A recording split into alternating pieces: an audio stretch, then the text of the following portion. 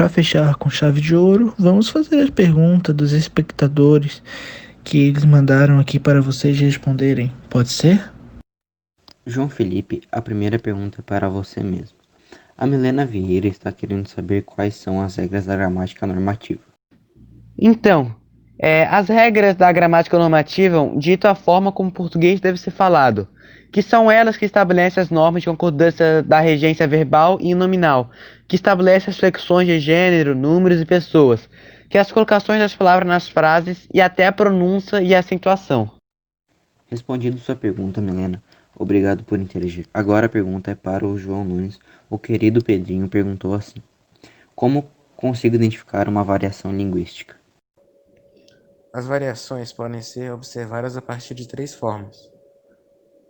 1. Nas palavras que deixaram de ser utilizadas com o passar do tempo, no vocabulário próprio entre as diferentes faixas de idade e nos acentos gráficos, ou grafemas que entraram em desuso. Respondida, Pedrinho. Meu Deus, bastante gente interagindo, muito bom essa interação. Manda mais aí, galera! Mais uma para o João Nunes. Dessa vez é o Emanuel. Ele falou assim: tudo bem, pessoal do GordoCast? Queria perguntar ao Nunes o que é uma variação histórica. Tudo certo, Emanuel? Então, a variação histórica foi muito usada no passado, mas hoje está em desuso. Essas variedades são normalmente encontradas em textos literários, músicas ou textos antigos. Um exemplo seria a palavra você, que antigamente era vossa mercê ou até vos mercê. Vamos para a próxima então. Essa é para o João Felipe. Quem está perguntando é a Karen.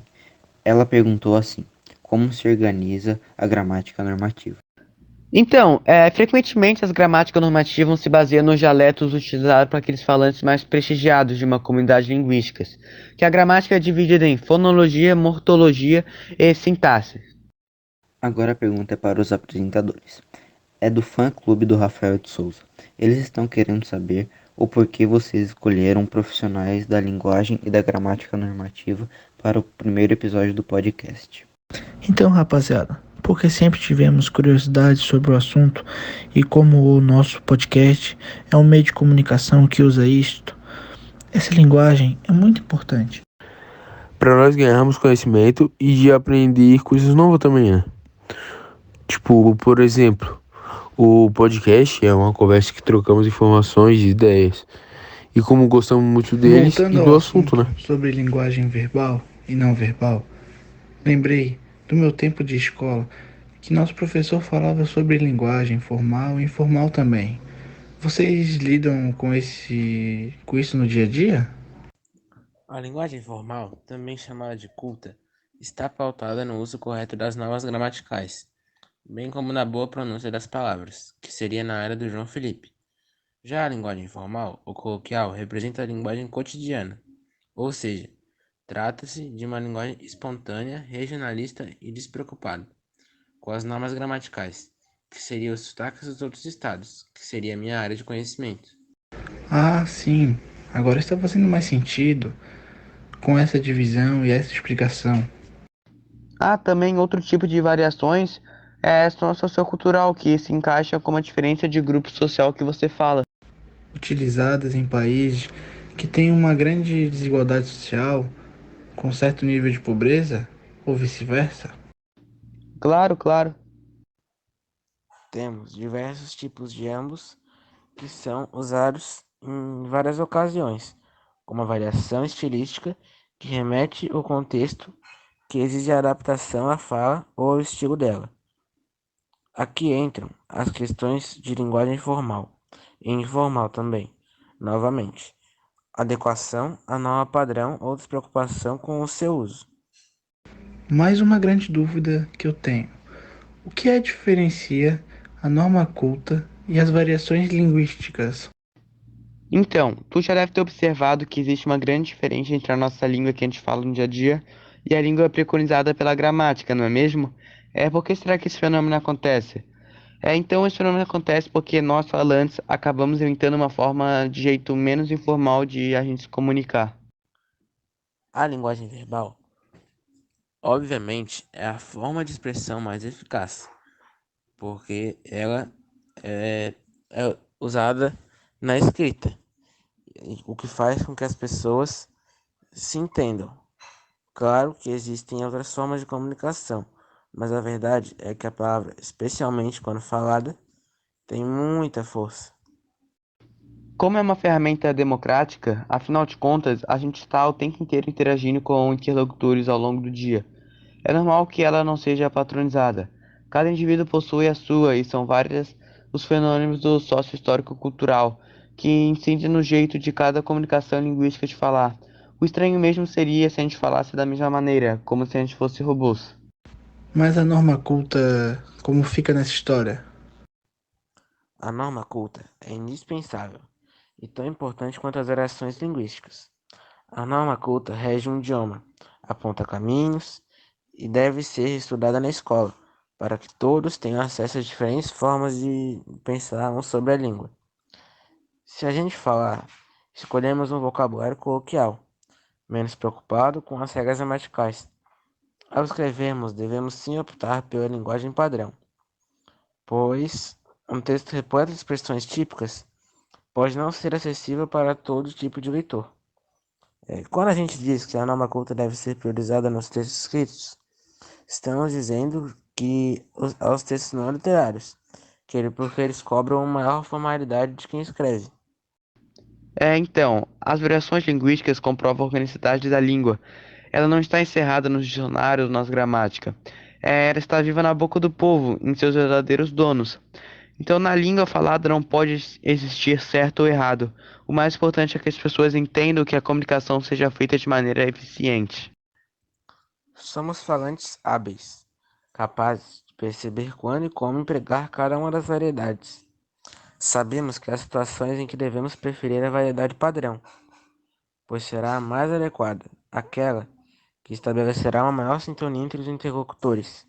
Sabemos também que há situações em que as variedades não padrão, permeadas por suas gírias e regionalismos, cumprem a contenta missão de comunicar.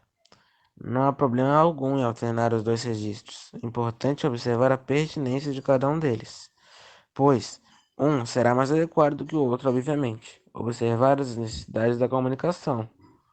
A linguagem foi feita para a comunicação, por isso, comunique-se, mas sem medo de errar, pois errar é algo normal. Agora faz mais sentido. E Tenho um também a conhecimento gramática melhor agora. normativa é uma disciplina e tem por finalidade codificar o uso do idioma, induzindo as normas que representam a ideia de expressão correta. Esses escritores optam por utilizar a linguagem coerente, que é aquela que está dentro dos padrões na norma culta.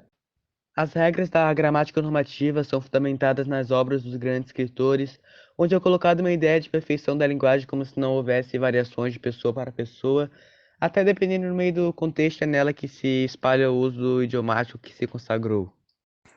Discutimos a respeito da problemática do ensino de gramática e variação linguística em sala de aula. Nesta abordagem, consideramos que tanto a variação linguística quanto o ensino de gramática exercem papéis basilares no processo de aquisição do conhecimento e também ampliação dos horizontes cognitivos. Para isso, o professor de língua materna deve estar atento às modalidades existentes na base linguística, respeitando o contexto de vida do aluno. É de conhecimento que a variação linguística e a gramática são duas vertentes de estudo muito discutidas nos dias de hoje. As maiores partes destes debates esbarram na maneira com que esses assuntos são trabalhados na educação básica.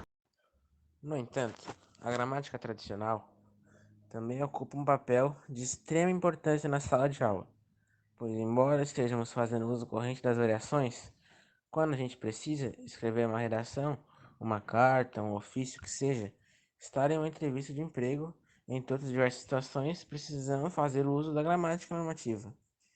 Na verdade, a falha está no ato de as pessoas não compreenderem que é o contexto que determinará o grau de formalidade na linguagem.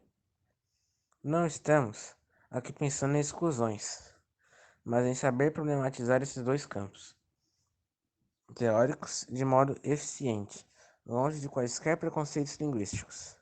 Esse raciocínio Ele se baseia na ideia de que a gente tem que entender que o fenômeno de mudança da língua é uma razão de estudo e não de exclusão social.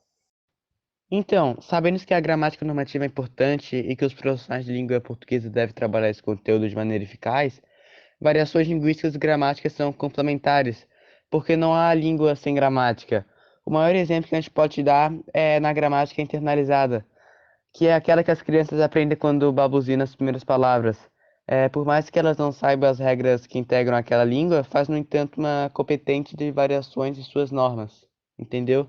Como a gramática é classificada? A gramática organiza as palavras nos seguintes grupos: substantivo, aditivo, artigo, numeral, pronome, verbo, advérbio, preposição, conjunto e interjeção, contabilizando um conjunto de 10 classes gramaticais. Temos a última pergunta para fazer a vocês. Pode dizer, Gustavo. Mais uma respondida. Agora a pergunta é para ambos os convidados. Gostaram de estar e participar do GordoCast? Com certeza. Desejo muito sucesso para vocês todos e quem sabe a gente volta outro dia, né? Então é isso, rapaziada. Fechamos mais um episódio de GordoCast. Sigam todos nós nas nossas redes sociais e até a próxima. Valeu!